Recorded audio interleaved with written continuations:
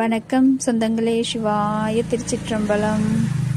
இன்னைக்கு என்ன பார்க்குறாங்கன்னா, தக்காளி சாப்பாடு செய்கிறது எப்படின்னு பார்க்கலாங்க. கொங்கு நாட்டு ஸ்பெஷல் தக்காளி சாப்பாடு நான் எப்படி செய்கிறேன்னு பாருங்கள். தக்காளி வெங்காயமெல்லாம் வெட்டி வச்சுட்டேங்க.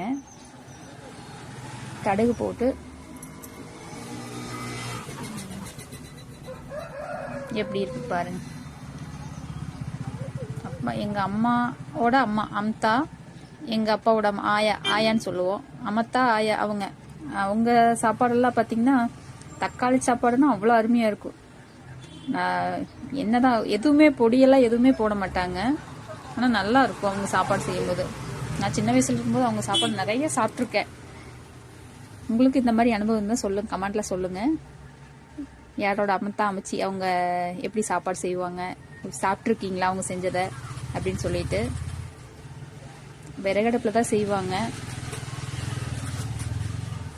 ஒரு டைம் பார்த்தீங்கன்னா அது எண்ணெய் கூட இருக்காதுங்க, அந்த அளவு இருக்கு. ஆனால் சாப்பாடு நல்லா இருக்கும்.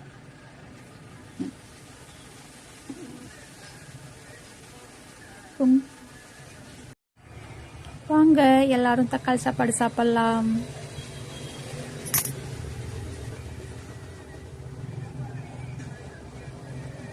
என் சாப்பாடு பார்க்குறதுக்கு எப்படி இருக்குன்னு சொல்லுங்க. டேஸ்ட் நல்லா தான் இருந்துச்சு. நானும் எந்த பொடியும் போடலை, மஞ்சத்தூள் உப்பு மட்டும்தான் போட்டிருந்தேன்.